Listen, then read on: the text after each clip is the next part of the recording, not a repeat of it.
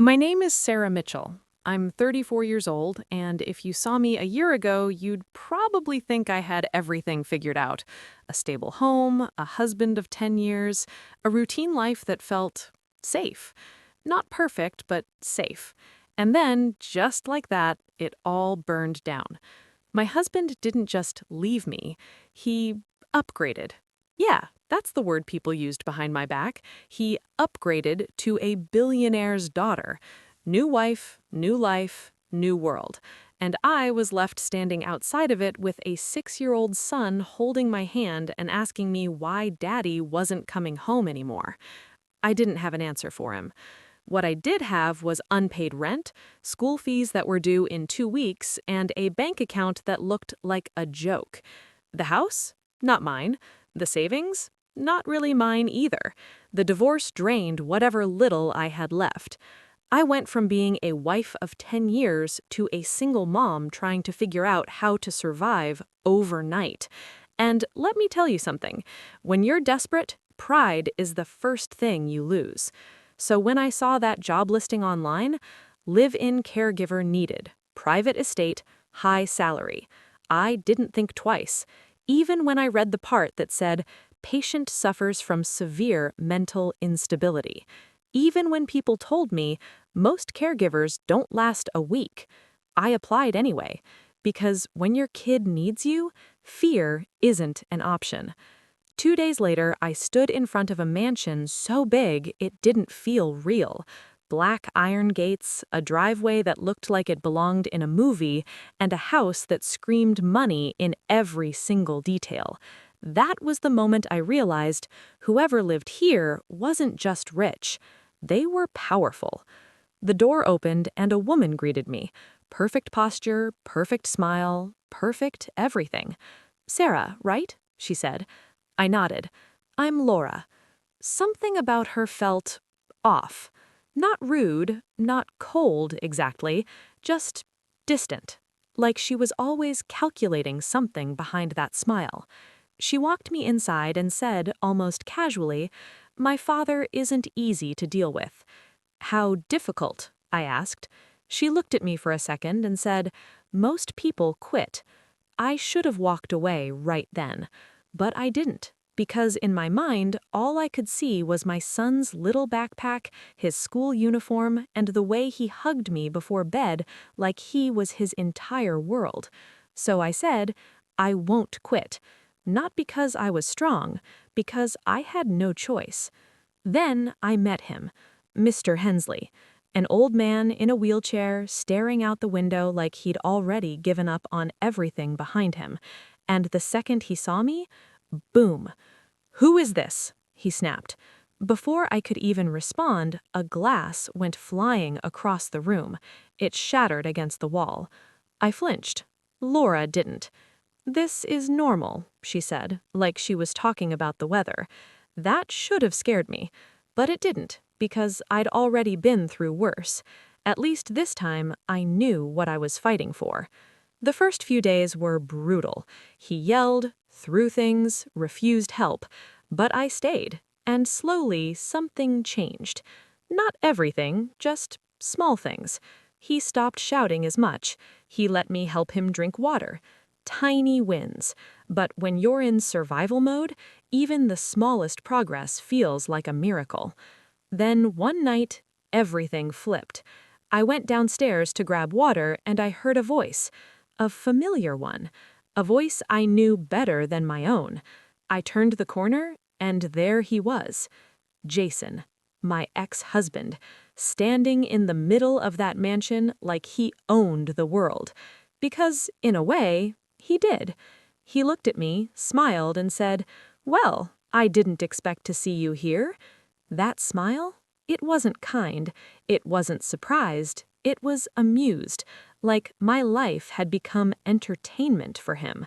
He looked me up and down and said, "So this is what you do now?" I didn't answer, because what was I supposed to say?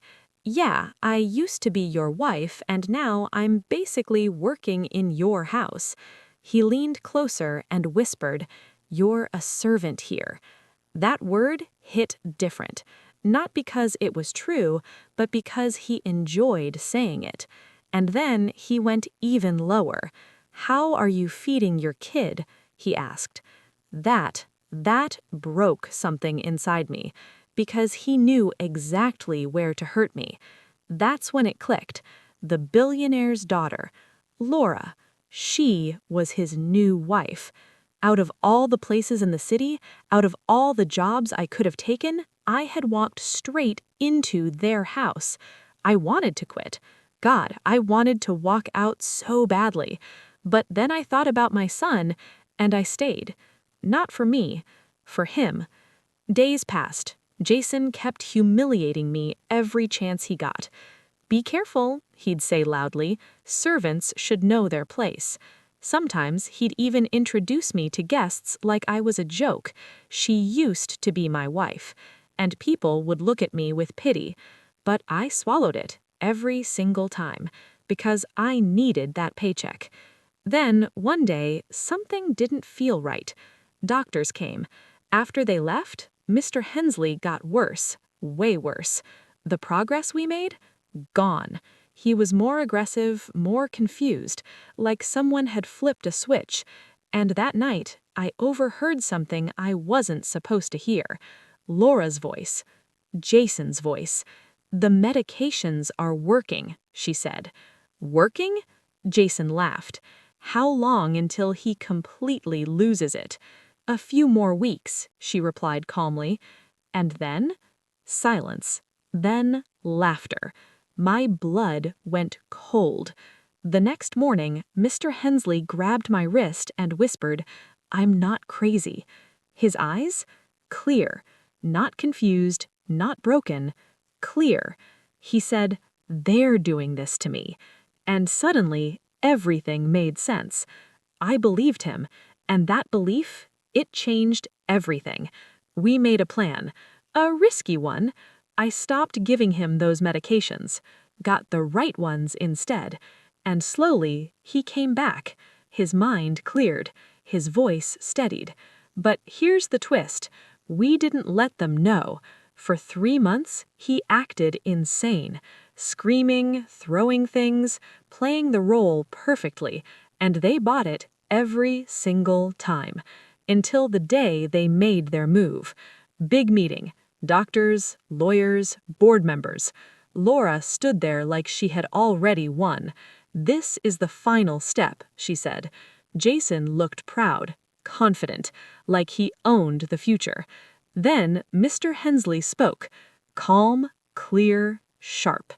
"I don't think that will be necessary," he said. The room froze.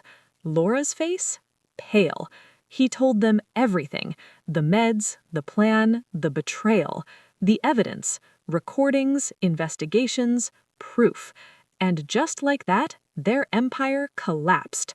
Police walked in, and for the first time, Jason looked scared. Not arrogant, not proud, scared. They were taken away, just like that. And then something I never expected happened. Mr. Hensley looked at me and said, "You stayed when everyone else left." He paused. "You protected me when my own family didn't." And then he said something I will never forget. "You didn't come here as a daughter, but you became one." I broke down, because a few months ago, I was just a woman trying to survive. And now, my entire life had changed.